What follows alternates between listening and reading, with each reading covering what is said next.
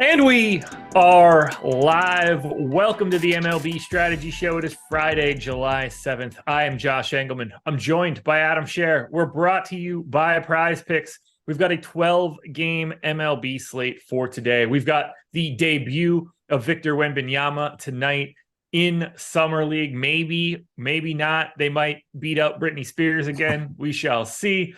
Hit that like button, subscribe to the channel, hit the notification bell so you know when everything goes live. Adam, what's up?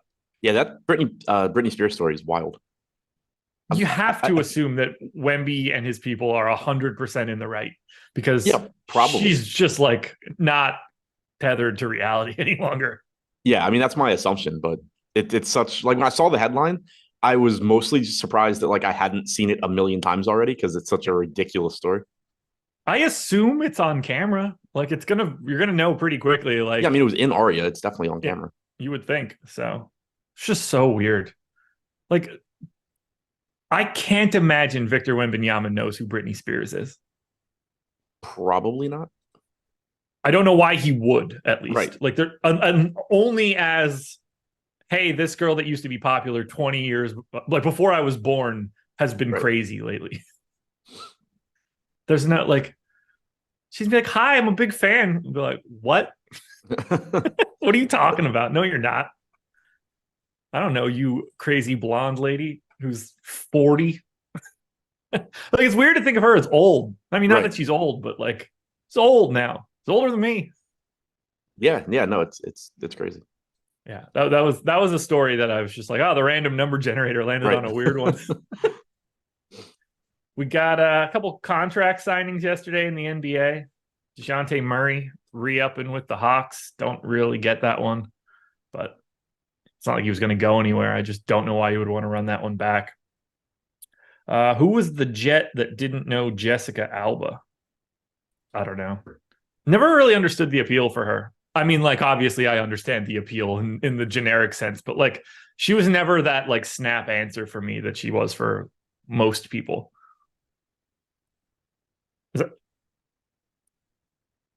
Wait, what? What did Sauce Gardner do?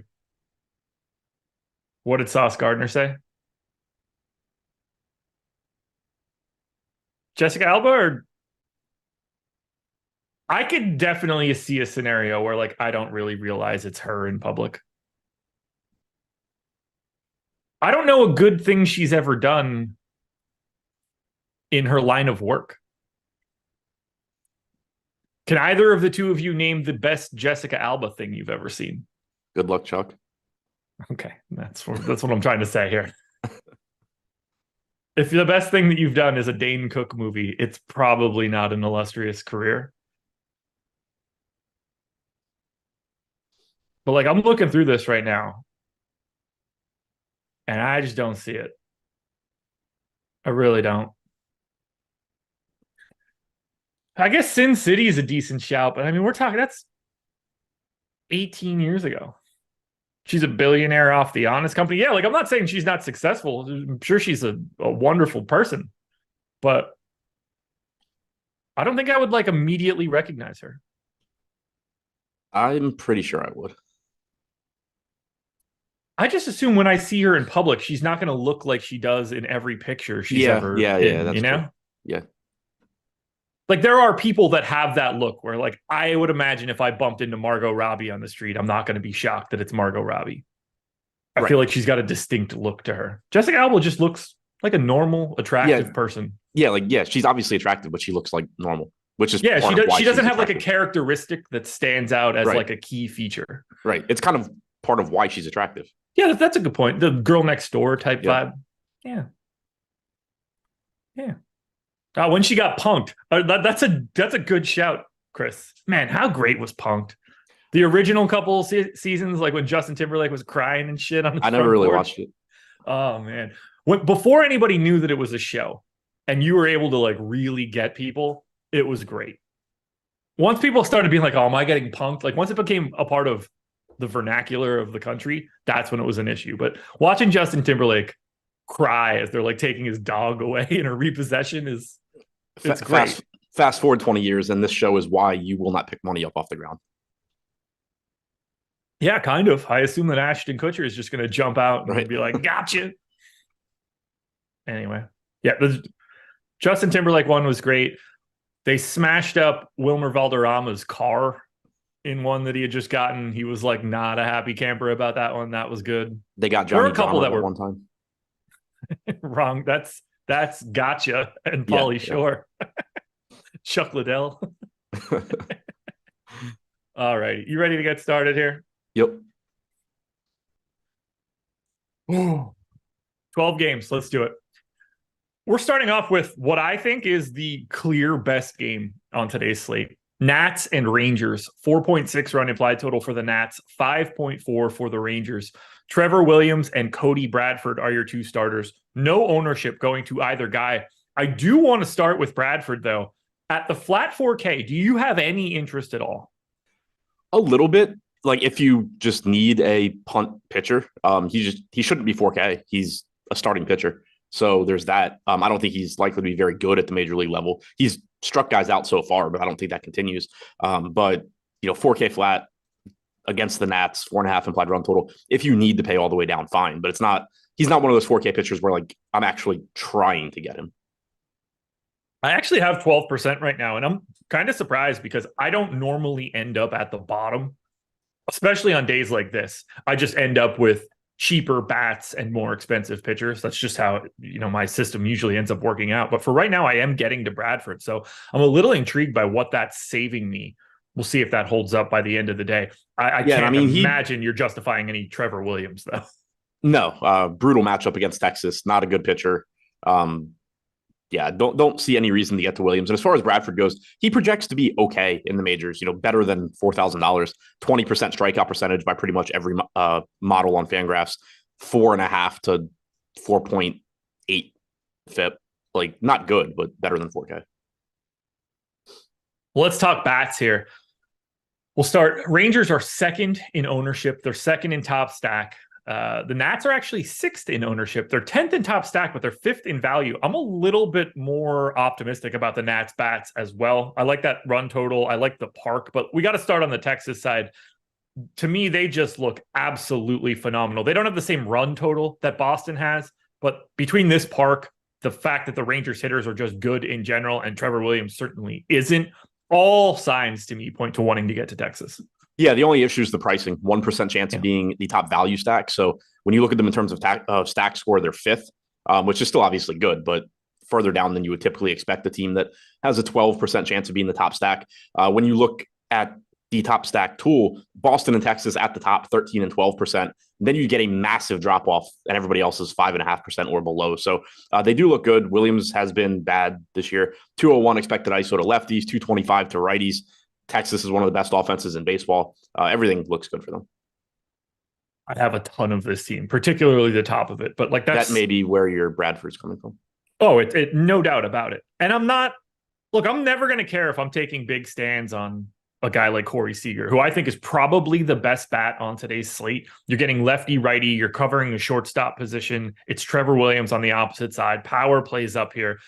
I'm not sure there's a better option today than Corey Seager. He is one of my favorite things for today. Took the more for him on Prize Picks in my video. So spoiler alert for that one. Yeah, no strikeout ability even for Williams against lefties. No, this is a troublesome spot when Seager gets up, when Nate Lowe gets up, when Jonah Heim gets up. It's going to be a tough spot. Leotis Tavares, even that's not going to be a fun spot in the 9-hole if he's there. What do you want to do with the Nats, though? 5.5% owned.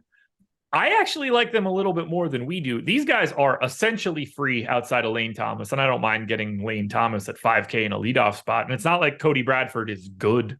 Yeah, pretty good value spot. 8.5% chance of being the top value stack is the fourth highest on the slate. I don't think they're a great stack in terms of chances of being the top scoring team, but they are cheap. Like you said, Thomas, the only expensive hitter here, and he's good. And Bradford, like we were just saying, he projects to be okay in the major leagues. He doesn't project at all as a pitcher that you're going to be afraid to take hitters against. So as a value team, I think the Nats look pretty good. Stone Garrett, 2,500, Maness is 3,400. Is this the best game today for trying to target aggregate offense? Number 5 stack score, number 6 stack score. Probably. Since Oakland is the other side of the Boston game. Yeah, that's like, not that the Nats are good, but they're better than Oakland. Yeah. There's no Lane Thomas on the A's. Right. I do play a good amount of Oakland, though. So do I. And like, I actually don't mind Oakland. I just like this park for power a little bit more today. Rank the game. Rangers, Nats, Bradford, Williams. There it is. And I'm really curious to see if I'm going to end up with Cody Bradford by the end of the day. All right. Yankees and Cubs, 4.8 run implied total for the Yanks, 3.9 for the Cubs. Carlos Rodon going for the Yankees, Jameson Taillon going for the Cubbies. 16% ownership coming into Rodon, 9,100. Let's just start there. Should we be doing that today? Because that feels... How deep do we think Carlos Rodon is going today? I guess that's a better question. Yeah, I mean, at 9,100, I think it's doable. Like, he's a pitcher that normally, when he's healthy is, 10-5-ish? Yeah. Through 58 pitches in his last outing, that's obviously concerning. Yeah. 3 2/3 innings. I mean, he's just not going out there and throwing 7 today, unless it's like the most 7 efficient innings of his life. It's a worse. I expect him to be more limited than I expected Urias to be yesterday. Okay. Yeah, like if he's 16% owned, this is a spot where the talent is there. He could strike out a bunch of dudes, but to beat everybody else on a 12-game slate that's in and around him, I just don't think he has that much of a right tail unless everything is... He's having a 90th percentile outcome regardless at that point. You can't dodge that, but the depth of this one seems too hard to me. And it's different than yesterday because you have so many other arms in this range that are good. Gallen, Brown, Burns, Abbott, Castillo, Darvish, Cease, all on this slate, along with others. It's not like yesterday where, Urias ended up having a big game anyway, managed to get through 6 on 85 pitches or something. But, yesterday, even if Urias scored 18 or 19 points, there was a good chance that was going to be one of the better pitching scores. You just have so many other good pitchers today. Yeah, I'm not seeing it. I got to 1%. I would be very, very shocked if I end up having any of him today, other than just a random lineup that shows up. I'm surprised they're still letting the Yankees play in the majors after last night. Dude, that was so... normally I'm up late, just, at least keeping an eye on anything that I have. When I saw the Orioles had 14 or whatever, I was like, I don't care. Gunnar Henderson was 4 for 4 with 2 home runs in the 4th inning. Yeah. I was just like, okay, well, I don't have that. So I'm just going to go to bed. So I got instead of going to bed at 12:30 or something, once I know I'm set, I went to bed at 9:45 and finally got a decent night's sleep because it just didn't matter. And, the Guardians ended up okay. The Mets were my other team. They were pretty good, but none of that shit mattered. Yeah, I didn't see a lot of the game because I was out, but it made me happy because, well, one, obviously it was just nice to see the Orioles beat the shit out of the Yankees, but I had messed up my lineups, as you know, and I wasn't going to get to the Orioles either way. So it was nice to see them just go off and I didn't have to worry about what if. Yeah. All right. Any Jameson Taillon for you? 5,200 unowned just seems uninteresting. Yeah, I mean, it's a weak Yankees lineup, but it's also a weak pitcher. Bradford's 1,200 less. Taillon's underpriced. Again, starting pitchers just shouldn't be $5,200. He's not that bad, but you're probably just not going to need to get there. 20.7% K percentage, 4.85 xFIP, 1.8 home runs per 9, and pitching in Yankee Stadium. Well, nobody's going to the Cubbies. 24th in ownership. That's dead last. 22nd in top stack, 21st in top value. Don't get the sense we're going to be talking about them. Yankees, on the other hand, are 4th in ownership, 11th in top stack, 6th in top value. I don't want to say that they're over-owned because other than Anthony Volpe, the highest owned guy is 8%. We're talking about such minimal numbers that I don't care, but I think they're fine today. Yeah. I wish they had more quality lefties. Taillon this year has allowed a 344 expected ISO to left-handed hitters, 430 expected WOBA. He's been good against righties. 24.8% strikeout percentage, 286 expected WOBA, 115 expected ISO. Lefties only striking out 17% of the time in addition to those numbers I mentioned. The problem is just you have Anthony Rizzo and Billy McKinney. Like, that's probably it. So it actually, I mean, if you were trying to make a case for Taillon, to roster Taillon, I think I just made it in talking about the Yankees. But yeah, that's sort of the problem, is he's been actually good against righties. And that's not to say that, Volpe isn't a good value leading off, or you can't play Stanton or Torres or whatever. But when you look at what Taillon's struggled with this year and what he's been good at, this is actually a good lineup for him to face. Rizzo and McKinney, the only lefties in the projected lineup. Anything for the Cubs? No. Good bullpen behind Rodon. Yeah, just no reason. Not today. Guardians and Royals, 4.6 run implied total for the Guardians, 3.6 for the Royals. Aaron Savali and Daniel Lynch going here. Lynch pulling no ownership and probably shouldn't. Savali, 22% owned at 7,700. Feels a lot like yesterday with Babi. I think you just have to go to Aaron Savali at that price tag because there's so many strikeouts in this Royals offense.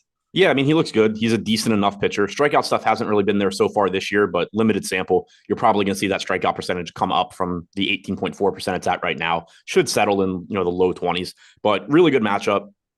3.6 implied run total. The only difference between him and Bibee yesterday is, well, one, Bibee has better strikeout stuff, but you do have a lot more pitching talent on this slate that you can go to.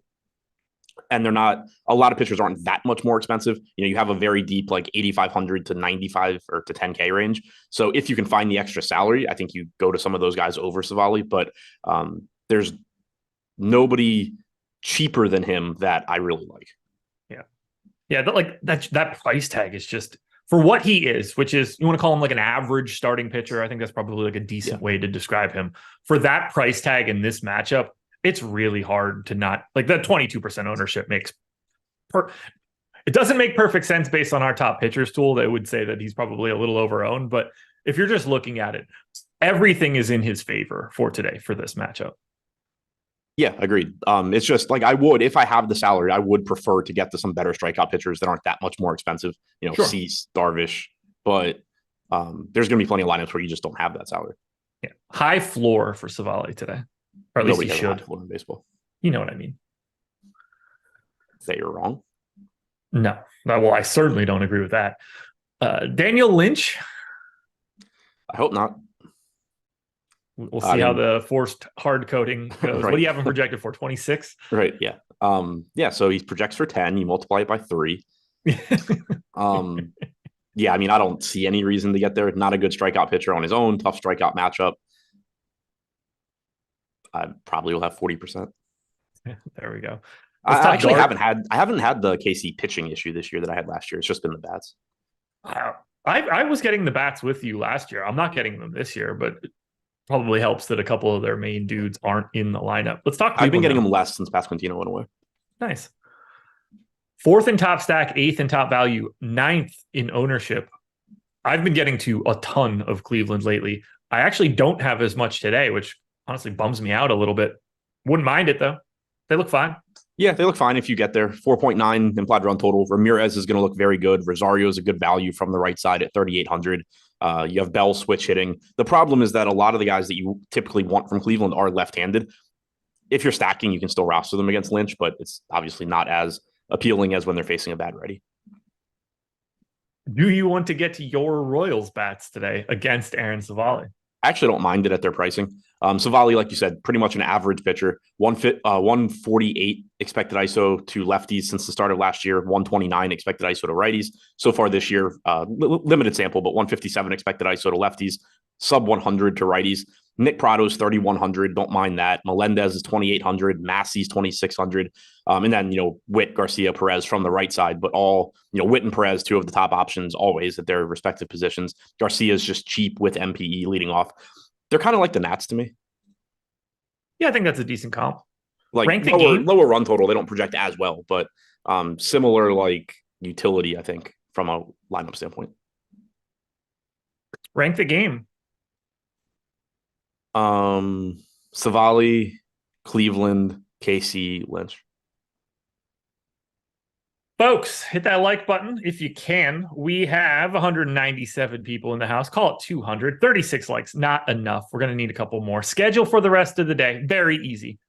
MLB Deeper Dive coming up at 4:45. We've got MLB Live Before Lock coming up at 6 p.m. You'll have Adam back for the Deeper Dive. Eitan and his Market Watch show going to be live at 4 p.m. as well. But what we really want to talk about right now is the lineup generator. You want to get it for an ultra cheap price tag? You should do that. Promo code is SCORE, 50% off your first week. You're going to get the lineup generator for less than $5. Maybe you could be like Atlanta Bird fan who hit us with the super chat last night on the Deeper Dive.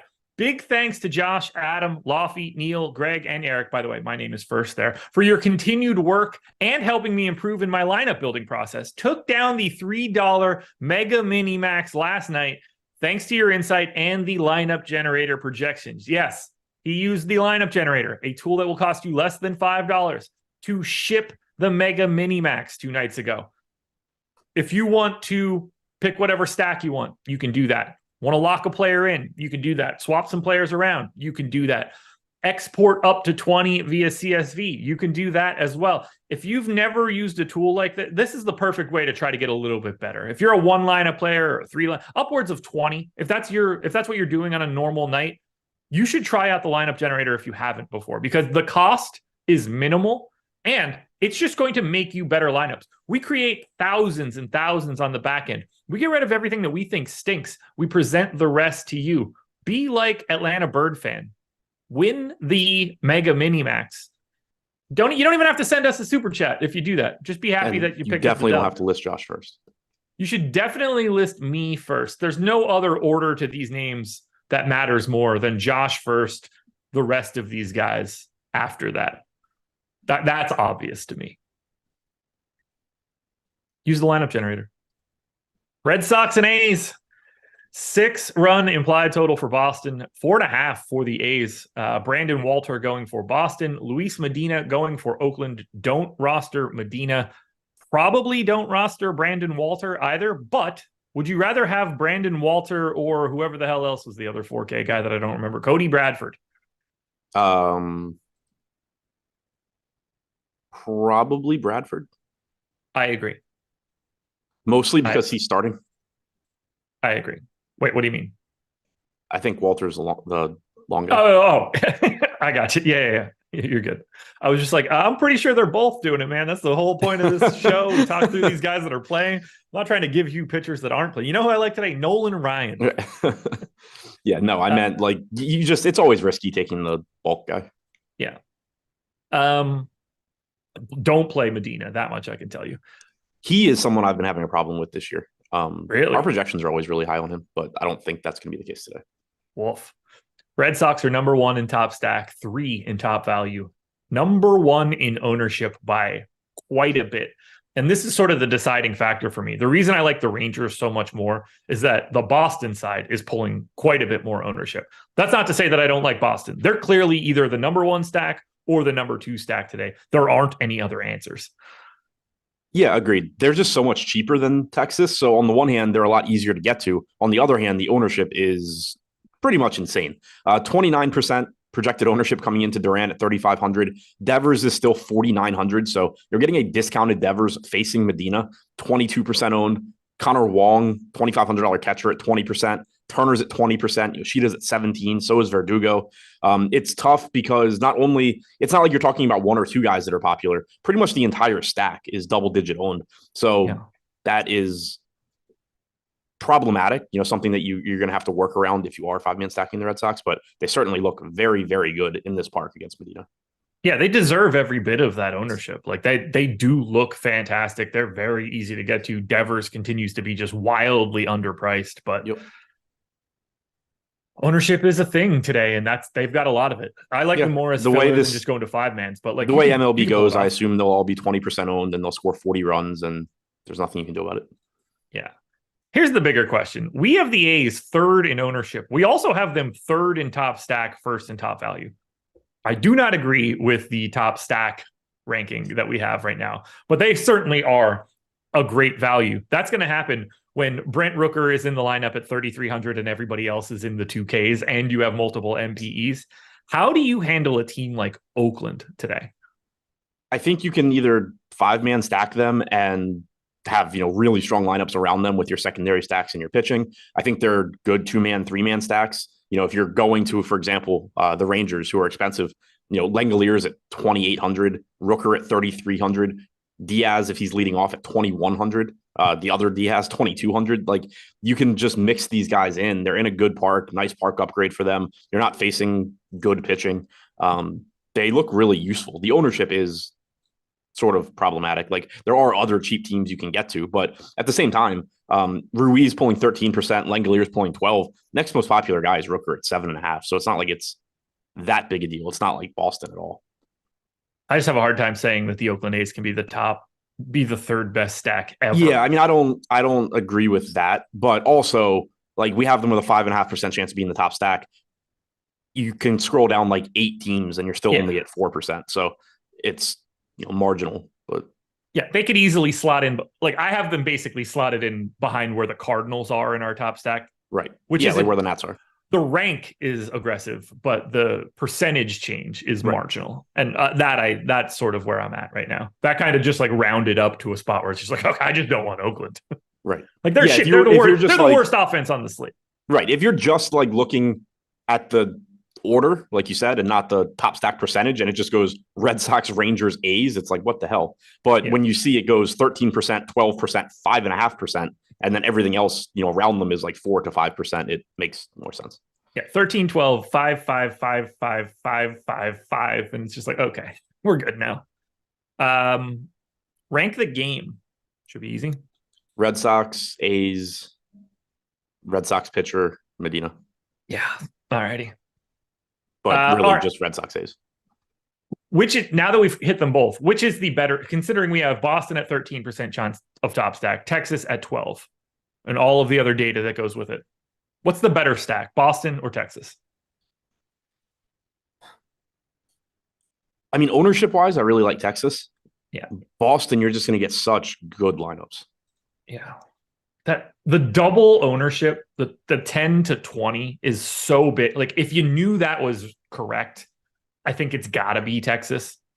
Yeah, because like, if that becomes 17 and 13, it's so much less important. Right, and that happens a lot. Yeah. That's just one of the effects of the field getting better over the years. Yeah. Astros and Mariners. Coin flip game, 3.8 run implied total on both sides. Hunter Brown and Luis Castillo. This is a pitching matchup. 21% ownership coming into Hunter Brown at 9,200. 18% ownership coming into Luis Castillo at 9,400. The perfect way to start this is simple. Which pitcher is more interesting to you today? They're basically the same price. Brown by a little bit, just more strikeouts, I think, in the Seattle lineup. But Houston's lineup is relatively weak, too. No Alvarez, no Altuve. We don't know exactly what the lineup's going to be, but I talked about it yesterday. Like, the top is not going to strike out a lot. Dubon, Bregman, Tucker, Diaz, all tough to strike out. But Abreu's striking out around 25% of the time this year. Pena's at 26%. Jolks is like 24.5%. Myers is 25%. Maldonado is 30%. The bottom of this order does strike out. The top doesn't. Obviously, they're getting more at bats. I have a little bit more of Hunter Brown than Castillo. I'm actually light on both guys right now. We'll talk about some of the other idiots that I'm getting to. I am double the field on Savali earlier, but I doubt anybody's surprised by that. He's the type of guy that I always get. Not good. Yeah, kind of. You're in no position right now, Mr. All I do is play the Royals. Castillo on the opposite side. It's such a tough strikeout matchup. If this is the lineup that he's going to face, Dubon, Bregman, Tucker, Abreu, Diaz, like, if their projected strikeout rates are their real rates, it's a real troublesome top of the order for strikeout. Now, it's Castillo, so he can transcend that a little bit, but yeah, and he can make up for it with the bottom of the order, but still not. Absolutely. Yeah. Yeah, I mean, they're both really good. 27.9% K percentage for Castillo, 27.5 for Brown, 3.68 xFIP for Castillo, 3.06 for Brown, 7% walk percentage for Castillo, 8% for Brown. Really similar pitchers. Brown is $200 less and has the better strikeout matchup. All right.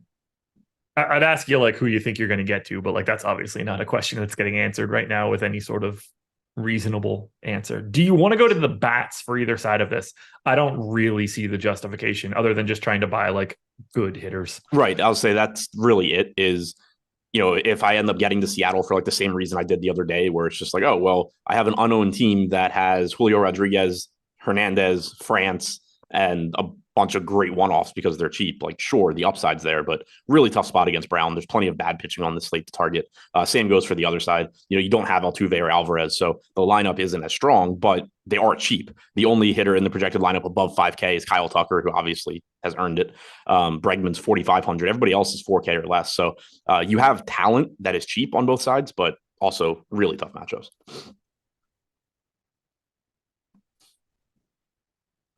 Rank the game.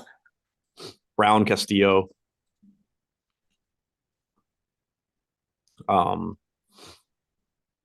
Seattle, Houston, I guess.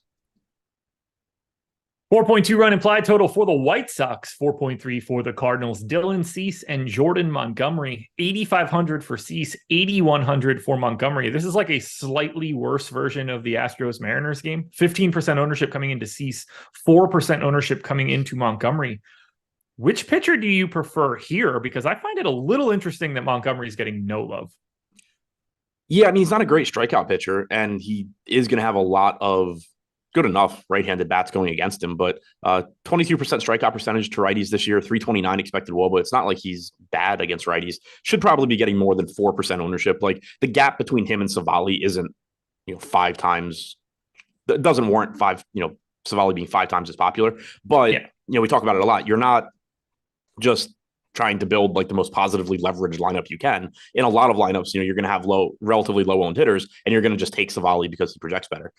So certainly would expect to get quite a bit more Savali. But if you have a lineup where maybe you're playing the Red Sox and you need to save ownership, then going Savali to Montgomery is certainly a viable pivot.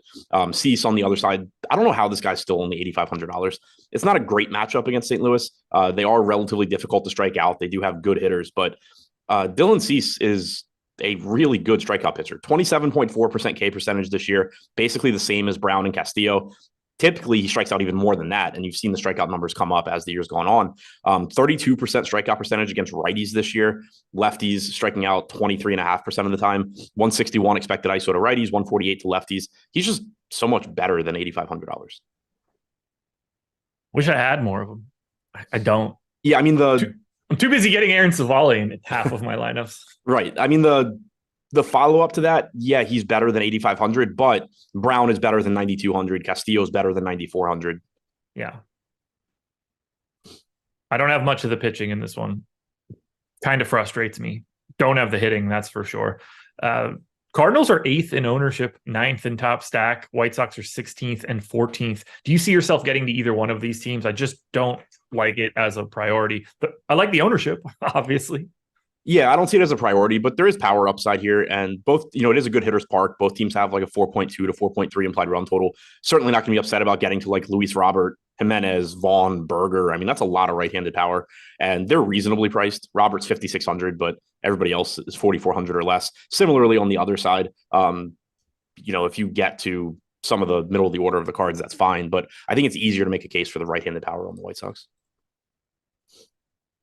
Most I have of anybody in this game is either 3% of Brendan Donovan or 3% of Lars Nootbaar. So going to be one of those days.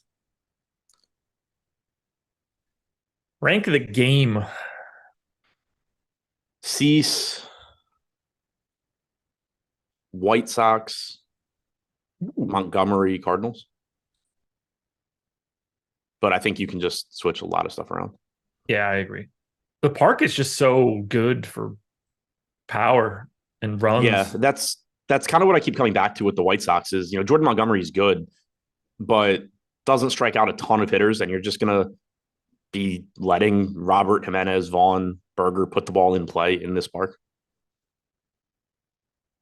Let's see. 1, 2, 3, 4, 5. Hit the like button, folks. 250 people here, 60 likes. We're halfway done already. We're actually making pretty good time for a 12 gamer. But we need some likes. We want to talk a little bit about Prize Picks. They are the presenting sponsor of this show. And man, I like talking about Prize Picks. I do it because I talk about Prize Picks for 2 videos every single morning. One for YouTube, one that goes directly to Twitter. Same same content, but different format. It's been going really well other than last night when I went 2-4, but smashing. Don't let random Twitter trolls tell you any different. If you want to sign up at PrizePicks, if you haven't done that yet, link is in the description. You're going to get up to $100 on your first deposit. That's great. Oh God, on this show, I don't even know what else do you get? I know what it is in my video, but I don't think it's the same thing. 1 month of Stochastic plus Platinum. I got a different promo in my video. So if you're interested in Odd Shopper, pick them. Go to the Josh Engelman YouTube video on Odd Shopper. But if you're signing up through the link in the description of this video, you're going to get 1 month of Stochastic plus Platinum. That's projections, ownership, top stacks, top pitchers, top everything for all of the sports that we cover. At PrizePicks, you're looking to go more or less than certain plays, and that's going to be across all sorts of different sports. Baseball, golf, WNBA, the big three, LPGA, tennis, soccer, MMA. Power Slap is on here right now, which is crazy. You can go over under 2.5 total slaps. Oh, no, thank you. No, thank you. Racing, Canadian football, all sorts of different stuff. You can do that all through PrizePicks. My video usually takes a look at hitter projections, and that is sort of my wheelhouse right now. I'm going to hit Adam with a couple. We'll see where he ends up. We've talked about Corey Seager already. I want to know how you feel. More or less than 8 fantasy points for Corey Seager? More by a lot. Yeah, I have him more by quite a bit as well. One of my favorite plays for today. So make sure you're grabbing the Corey Seager one, and you can cheer for it. That's the best part. I like a lot of the less thans because I think they get underrepresented in the market, but more is certainly way more fun to cheer for. It's always more fun to cheer for the athletes to like do what they're trying to do. Yeah. Yeah. You don't like, I'm going to hit Adam with a couple others that I have less thans on. We haven't talked about this game yet. We're about to. Christian Yelich, more or less than 8 fantasy points. More. Okay. Well, the answer is supposed to be less in this scenario. Yelich is getting the lefty and Andrew Abbott today, but I've got less than. It's not fun to be like, all right, Christian Yelich, can you ground out to first right now? Right. Like, it's just, there's no entertainment value in that. But you know what's more entertaining than than cheering for a hit? Winning the money. And taking some less thans is the way to do it. Click the link in the description. Sign up for PrizePicks, folks. I would argue that actually getting the picks right is the way to do it, which kind of goes against what you typically tweet out. It's not true. I do get them right. Let's see. What's the current running total? Do I have it? I think it's like 63% over the past 2.5, 3 weeks. Just utter domination. Sounds like you're wrong 37% of the time. Yeah, it does. I am. 60% of the time it works every time. Brewers and Reds. We just talked about it. 4.1 run implied total for the Brewers, 3.8 for the Reds. Corbin Burnes and Andrew Abbott. 28% ownership coming into Corbin Burnes at $9K. 19% ownership coming into Andrew Abbott at $9,900. Let's start with Burnes. Well, actually, let's start with this question. Who's the better option for today?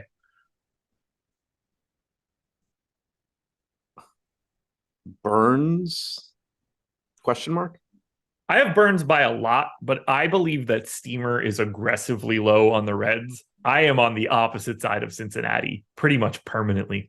Not a fun thing to do in a year where they're just going crazy. But I'm 2xing Burnes and don't have Abbott.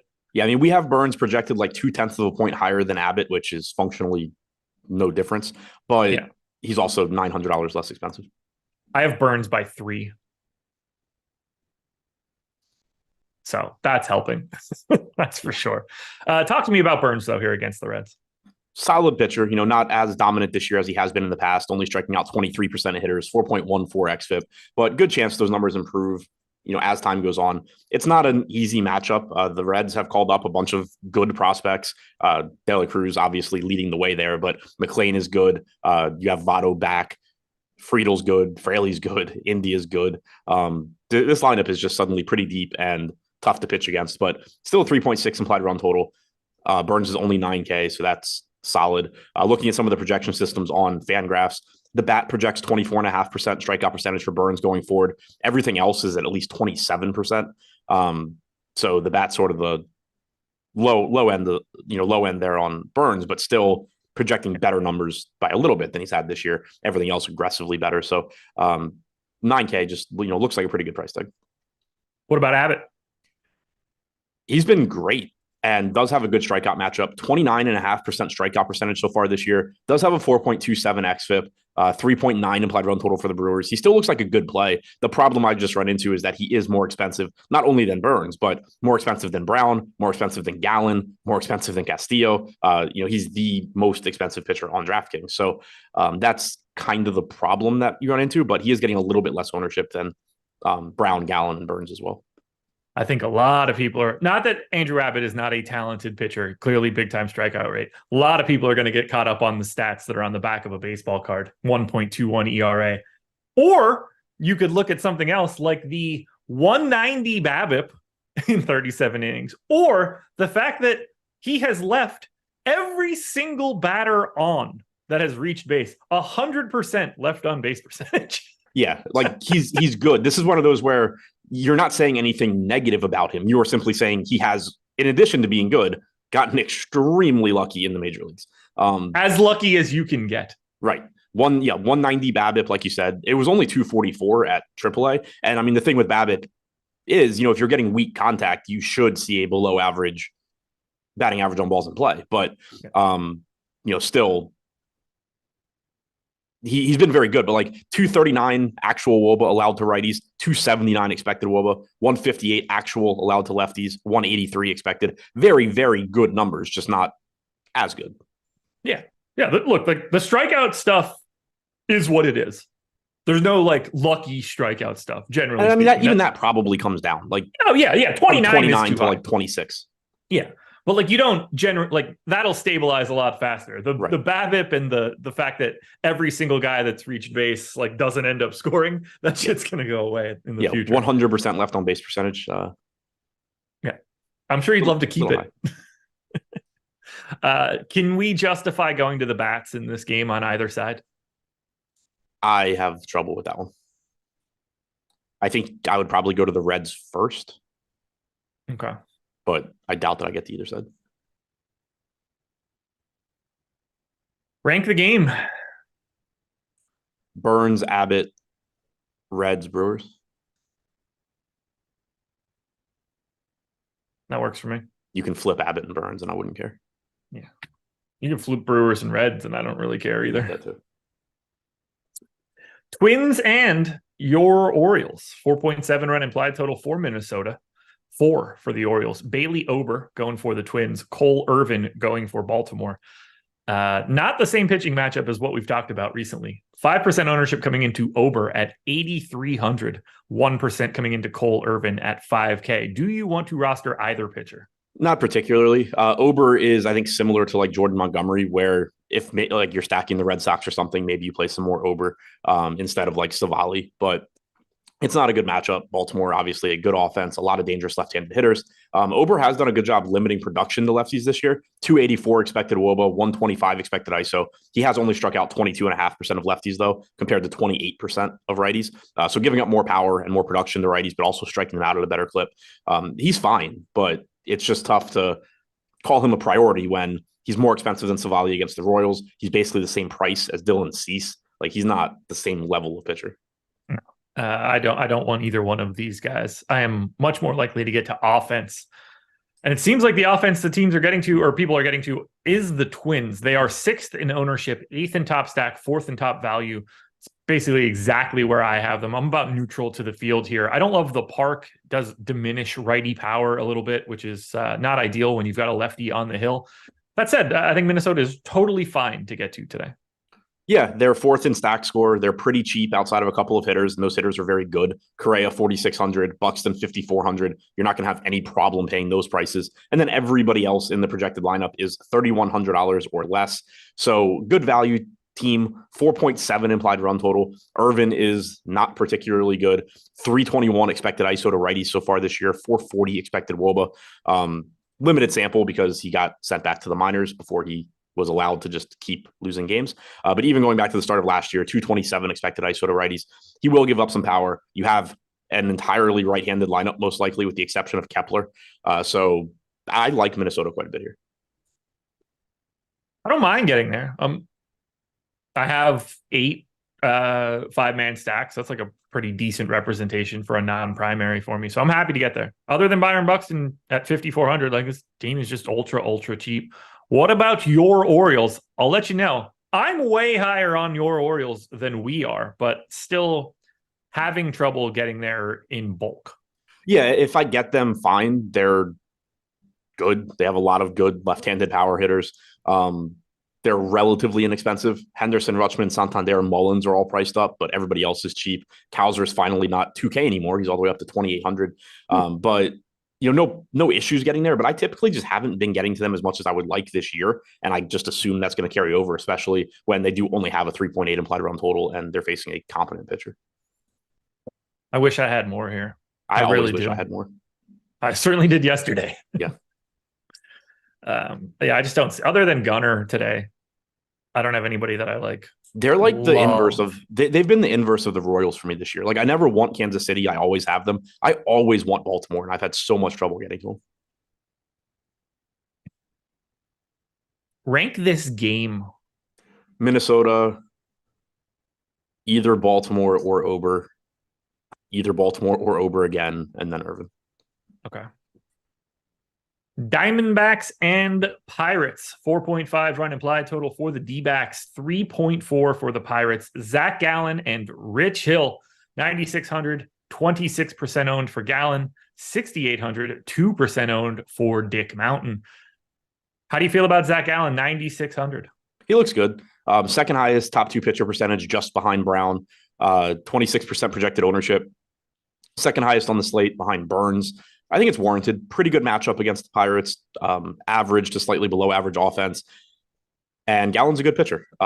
There's a lot of those on this slate, but 26.8% strikeout percentage, same ballpark as, a little bit behind, but same ballpark as Cease, Brown, Castillo.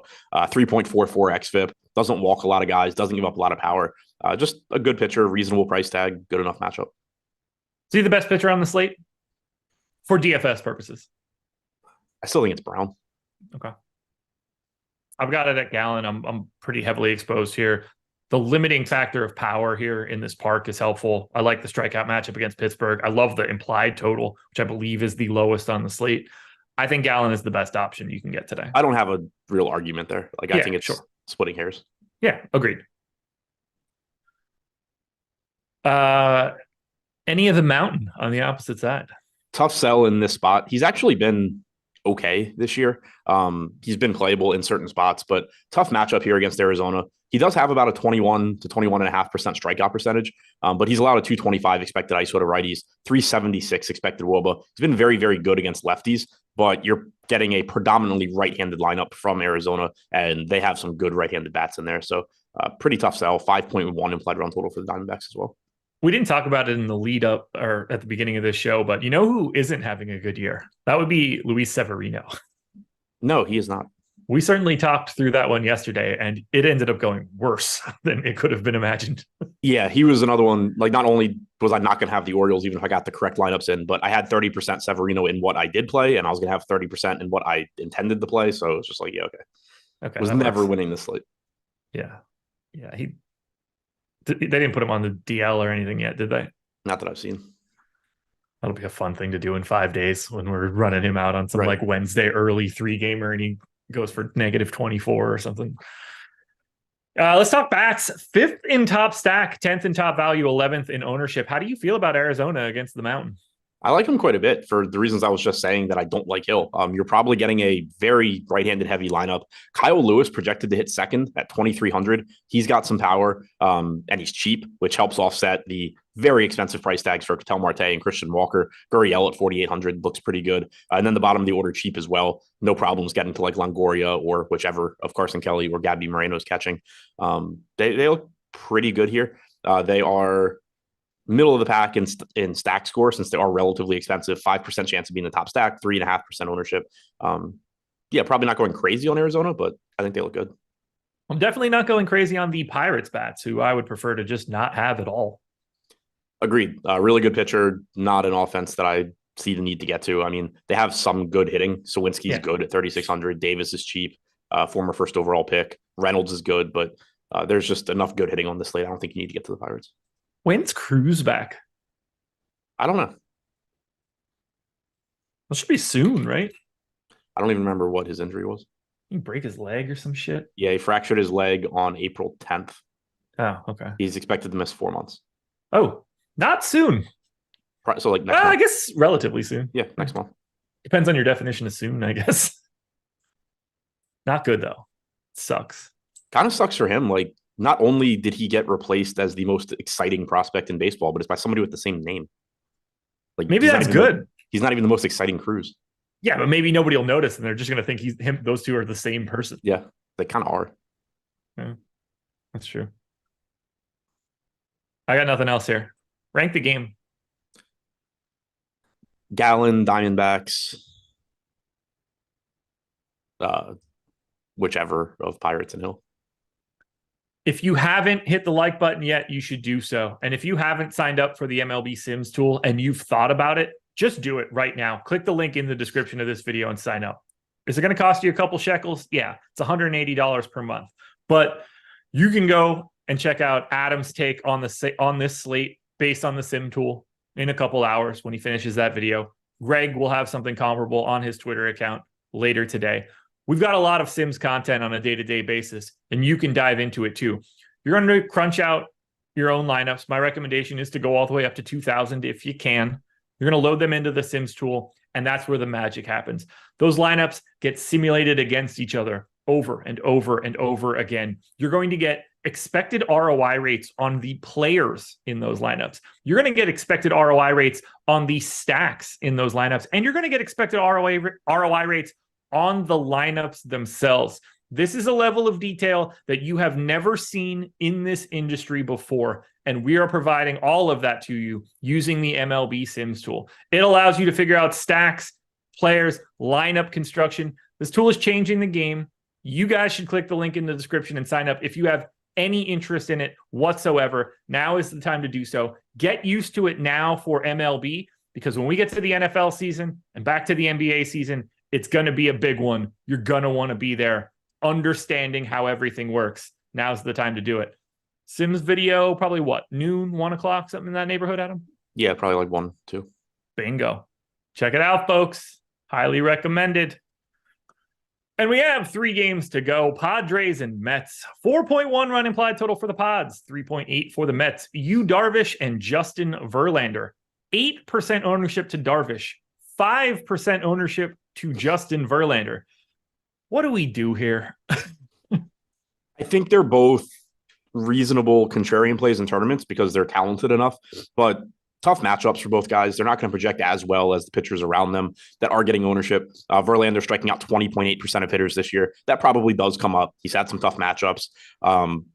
Projects, for a higher strikeout percentage going forward, but that doesn't mean it has to start here. Tough matchup against the Padres. Similarly for Darvish, he's been really good this year. 25.7% strikeout percentage, 3.75 xFIP, but a Mets team that doesn't strike out a lot, does have good hitters.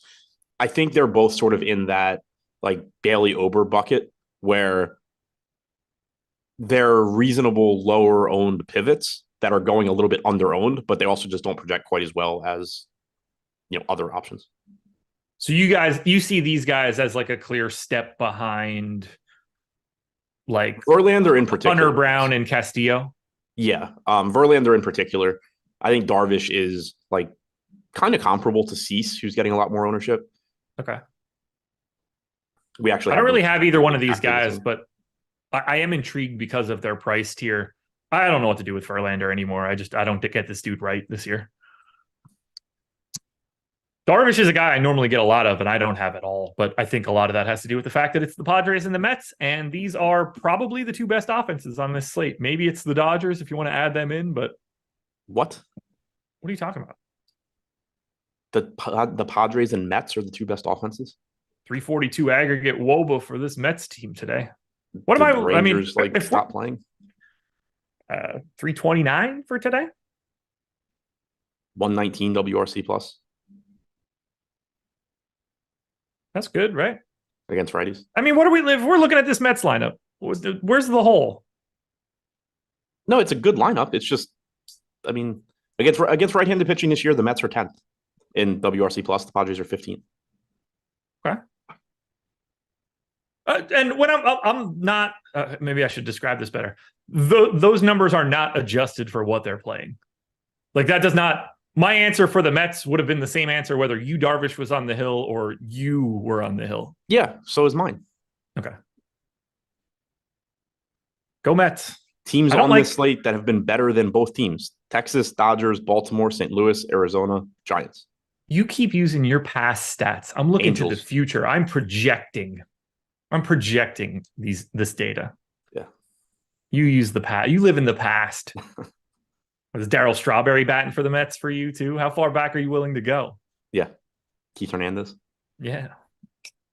Can we roster anybody here, or is this just like the Astros and Mariners where it's like, yeah, there's individual hitters that look decent, but do you want to be, or do you want to get to San Diego and think like maybe Verlander sucks? Right. I was going to say it's similar to the Seattle game where there's talent, and you certainly in large field tournaments can just play talent at low ownership. The one difference is Verlander so far hasn't been very good this year, and there is some chance that he's just not that good. Like, we know Hunter Brown is very good. We know Luis Castillo is very good. There's some chance that Verlander is just not that good anymore, and the Padres obviously have a lot of talent. So I do think I like the Padres more than I like the Mariners, the Astros, or the Mets, but I still doubt that I'm getting tons of them.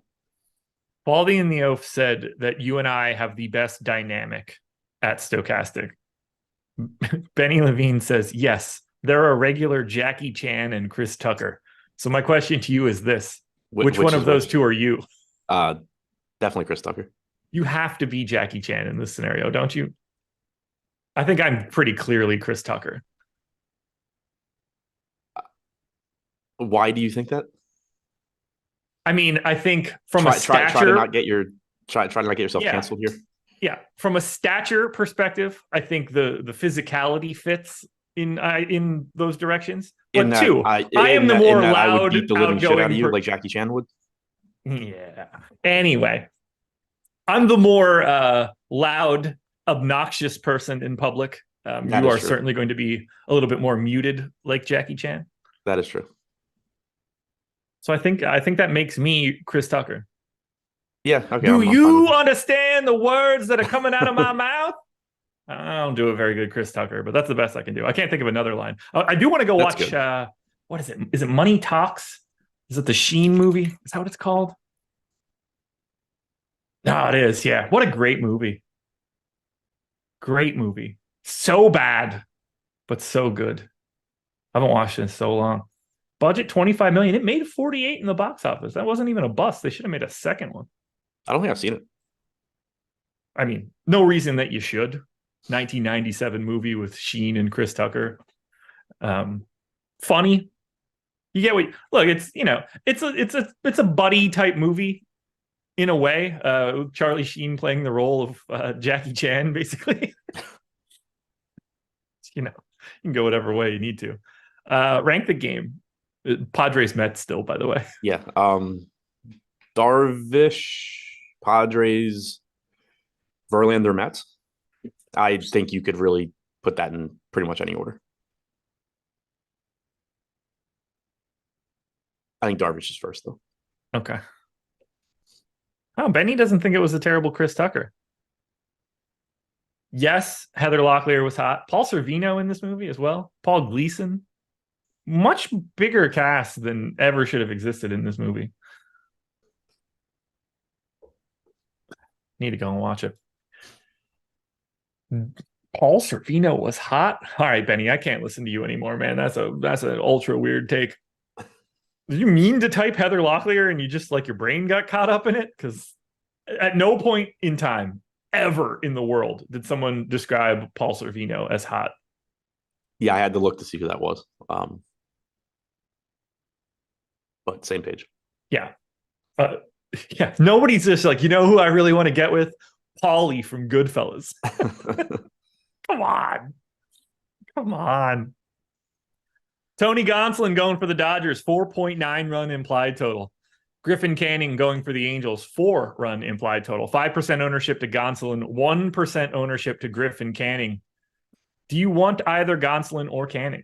Not particularly. Gonsolin's in that range with Ober, where if you get a little bit, sure, but not really looking to get to him. Really tough spot for Canning at 8K against the Dodgers.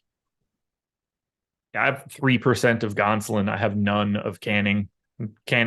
Normally I'd be fine with getting to Canning. Like, he's good enough and like at 8K, that's probably a good price tag. It's just the Dodgers on the opposite side.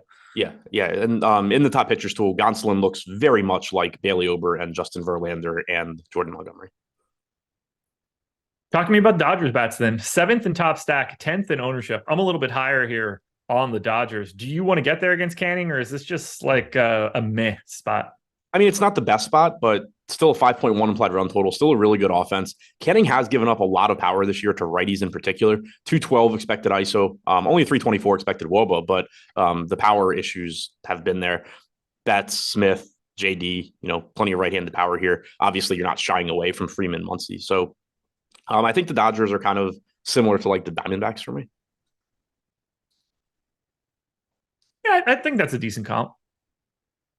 Man, Mookie Betts, 6,600. Are we going to see somebody get to 7K this year? Acuna? Probably. I mean, Betts could if he went ultra hot. Yeah. I mean, they might just have it hard capped at like 6,800 or something. Hopefully it's 69. Yeah.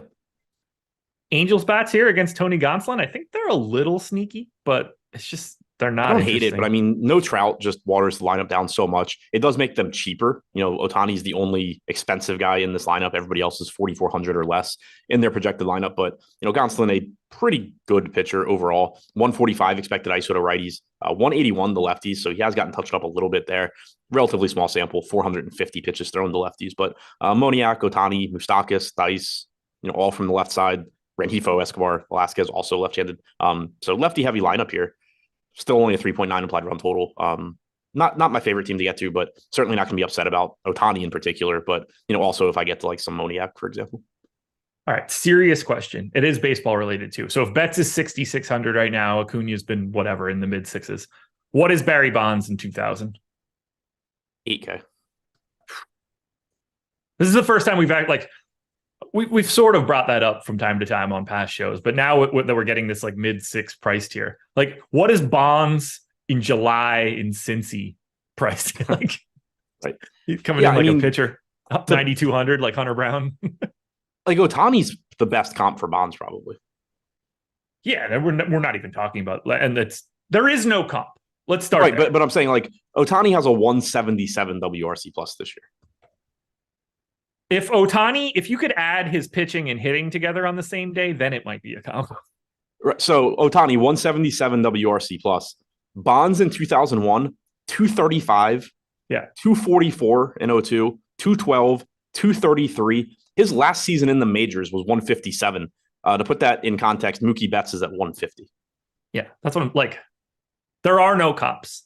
There's only the closest guy. Right. Barry Bonds' career WRC plus was 173. His career average is essentially what Ohtani's doing this year. Yeah.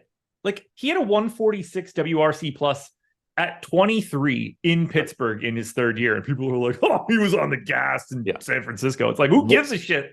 198 with the Pirates in 92. There's Sean V on the juice. Clean and not a cheater. You just, oi.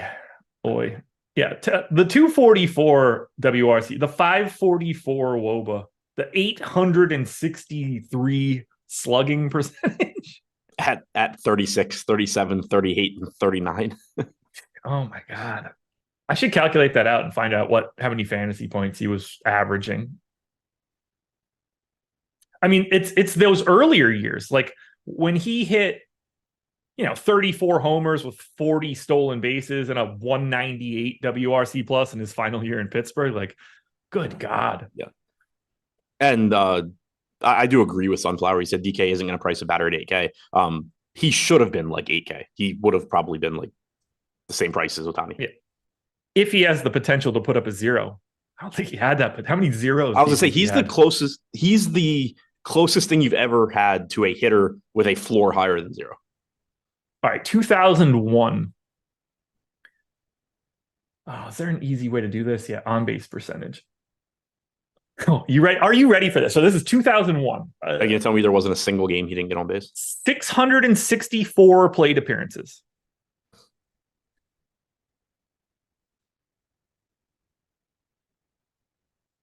14 games, he did not reach base. 3 of those 14 were pinch hits. So 11 times he started and didn't reach base. Every other time he did it at least once. That's absolutely absurd. Yeah. Oh my God. Hold on. Ignoring 2 pinch hit appearances here. There were like 10. He basically has the same amount of games where he started and reached base every time.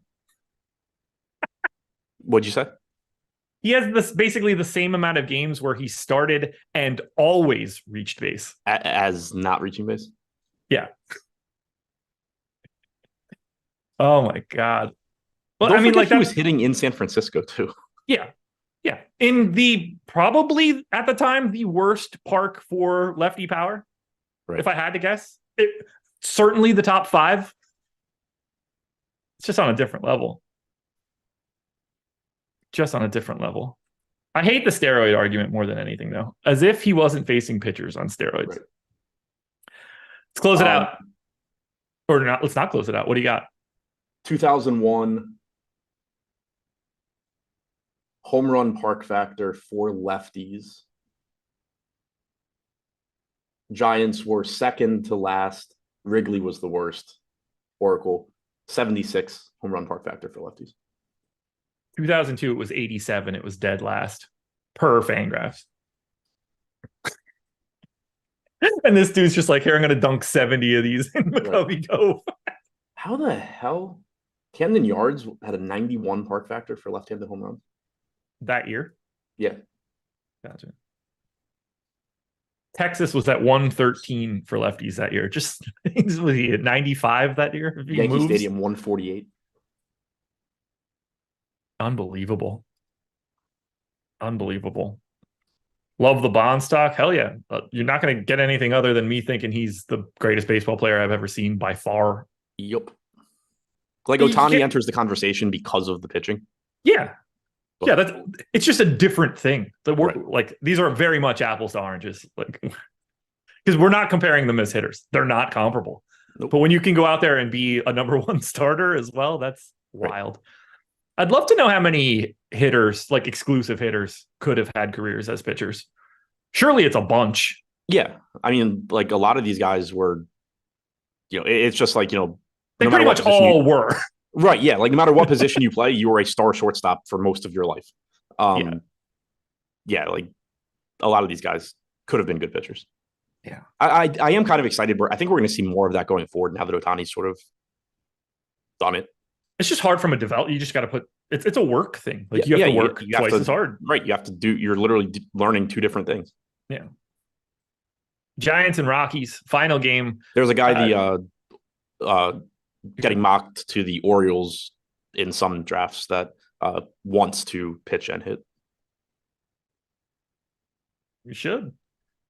Okay, so this line is about what I guessed. 4.6 run implied. Well, actually, let me make sure that I have the total right. This line didn't exist this morning. Yeah, we're in the ballpark. 4.6 run implied total for the Giants, 4 for the Rockies. Maybe it's more like 4.3 and 3.7, something like that. Rockies don't look good. Ross Stripling going for San Francisco. Austin Gomber going for the Rockies. Neither guy getting any ownership. Do you want Gomber? Not really. He's cheap. Like if he shows up in lineups, fine, but I just don't think I'm going to need to get to him. And we're certainly not going to Stripling. Yeah, I don't think so. 24 pitches last time out, 50 before that.